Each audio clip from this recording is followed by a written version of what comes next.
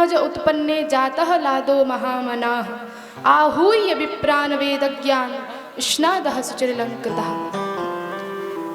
नंद बाबा के यहाँ लाला ना भयो। बोले फिर? बोले स्वयं भगवान मूर्तिमान आनंद बन करके आज नंद बाबा के यहाँ प्रकट हुए हैं।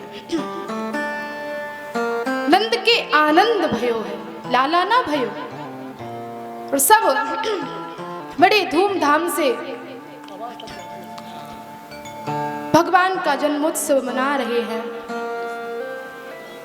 नंद बाबा इतने प्रसन्न हैं कि बाबा अपना सर्वस्व लुटाए जा रहे हैं। सब कुछ बाबा ने आज लुटा दिया है, क्योंकि बुढ़ापे में जाकर के छोरा का मुख देखने को मिला है, इसलिए बाबा बड़े प्रसन्न हैं। उत्सव को मनाते मनाते कितने दिन बीत गए ये पता ही नहीं चला। तब नंद बाबा को याद आया, नंद बाबा के यहाँ 9 लाख गैया हैं और उन गायों का कर देने प्रतिवर्ष नंद बाबा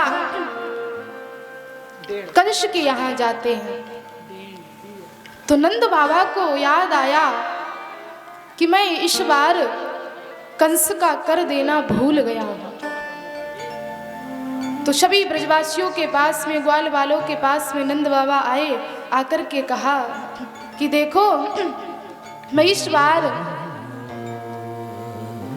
कंस का कर देना भूल गया हूं और मैं कंस का कर देने मथुरा जा रहा हूं, तुम सब लाला का ध्यान रखना।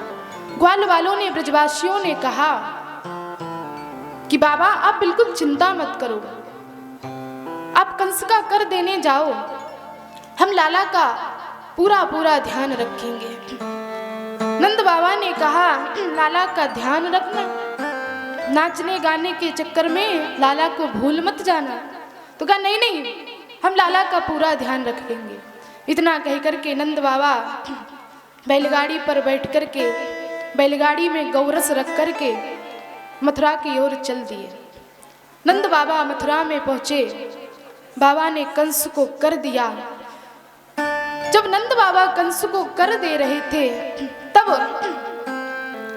वसुदेव जी महाराज ने नंद बाबा को देख लिया और वसुदेव जी महाराज ने विचार किया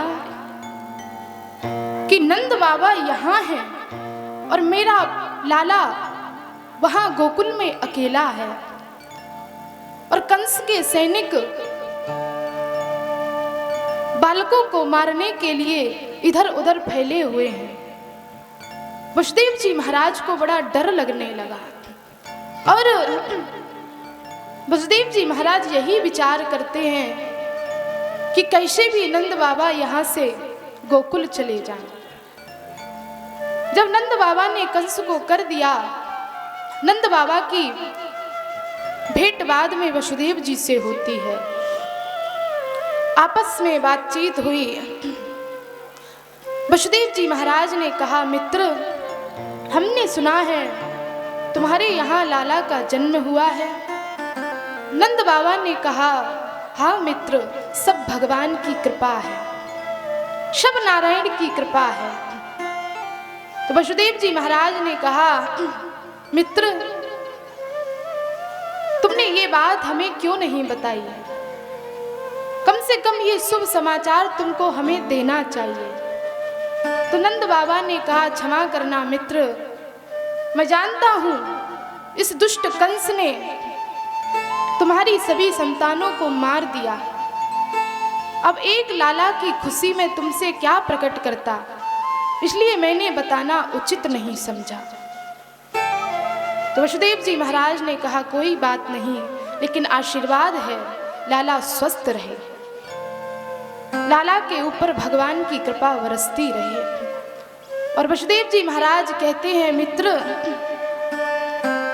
गोकुल में आए दिन खूब उत्पात हो रहे हैं, तुमसे मेरी प्रार्थना है, निवेदन है कि तुम यहाँ से शीघ्र चले जाओ, क्योंकि वहां लाला अकेला है। जैसे ही नंद बाबा ने ये बात सुनी, तो नंद बाबा की धड़कनें तेज हो गई। नंद बाबा से अब रुका नहीं गया। नंद बाबा ने वसुदेव जी से कहा, मित्र अब मैं यहाँ से चलता हूँ और फिर कभी आकर के तुमसे मिलूंगा। नंद बाबा गोकुल की ओर चल दिए। नंद बाबा तो नहीं पहुँच पाए, लेकिन भगवान की मौसी जी पहुँच गई। मौसी जी कौन? कंसेन प्रहिता घोरा पूतना बालघातिनी शिशुश्चचार निघनन्ति पुरग्राम ब्रजादिषु। नगरों से ग्रामों से होती हुई दुष्ट राक्षसी पूतना बालकों की हत्या करती हुई गोकुल में पहुंची। नंद बाबा के भवन के पास में जैसे ही पूतना पहुंची, पूतना के कानों में स्वर सुनाई दिया, नंद के आनंद भयो जय कन्हैया लाल की। तो पूतना को लगा किसी के यहाँ लाला ने जन्म लिया है और मेरा नाम पूतना है, मेरे होते हुए कोई बालक जीवित रहे, ऐसा संभव नहीं है।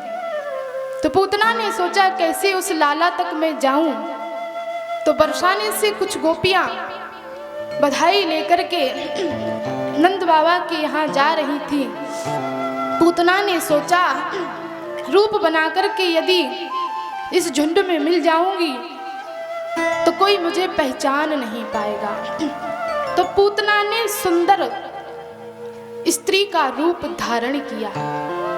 एक सुंदर स्त्री का रूप धारण करके सुंदर वस्त्र पहन करके पूतना हाथ में कमल का पुष्प लेकर के कमल क्रीड़ा करती हुई नंद भवन की ओर चली। सुखदेव जी महाराज कहते हैं, गोप्यः श्रियं दृष्टुमिवां गतां पतिम्, कि ऐसा लग रहा था, इतनी सुंदर लग रही थी पूतना, ऐसा लगता है जैसे मानो साक्षात श्री देवी इस धराधाम पर आ गई। श्री देवी का मतलब कोई और मत लगा लेना। श्री देवी यहाँ भगवान श्रीमन नारायण की पत्नी को कहा गया है, महालक्ष्मी को कहा गया है। सुखदेव जी महाराज कहते हैं, इतना सुंदर रूप इसने बनाया, ऐसा लगता है जैसे साक्षात महालक्ष्मी इस धराधाम पर आ गई हूँ। पूतना गोपियों के साथ में नंद महल में पहुंची। सबकी दृष्टि पूतना के ऊपर पड़ी। पूतना का इतना सुंदर रूप सबने देखा, यशोदा मैया ने देखा। यशोदा मैया की आंखें फटी की फटी रही। ये गोपी कौन है? हाथ से पहले कभी इस गोपी का दर्शन नहीं हुआ। आखिर ये गोपी है कौन? लेकिन पूतना के हाव भाव को देख करके मैया पूतना से कुछ नहीं पूछ पाई कि तुम कौन हो, हम कहाँ से आई हो, तुम्हारा नाम क्या है, तुम्हारा परिचय क्या है। मैया कुछ ना पूछ सकी, क्योंकि मैया को लगता है कोई बड़े घराने की गोपी है और लाला का दर्शन करने आई है, दर्शन करके चली जाएगी, और इस समय इससे पूछना भी उचित नहीं है। पूतना दौड़ती हुई यशोदा मैया के पास में आई और हाँ करके कहा, अरे यशोदा, अपने लाला का दर्शन हमें कराओगी नहीं? तो पूतना से यशोदा मैया ने कहा, देवी, लाला इस समय पालने में सो रहा है, तुम लाला का सिर्फ दर्शन करके आ जाना, लाला को गोद में मत उठाना। तो पूतना ने कहा, नहीं नहीं, मैं सिर्फ लाला का दर्शन करूंगी, मैं लाला को गोद में नहीं उठाऊंगी। हाँ देवी, तुम लाला को गोद में मत लेना, क्योंकि अभी अभी मैंने लाला को सुलाया है, लाला जाग जाएगा।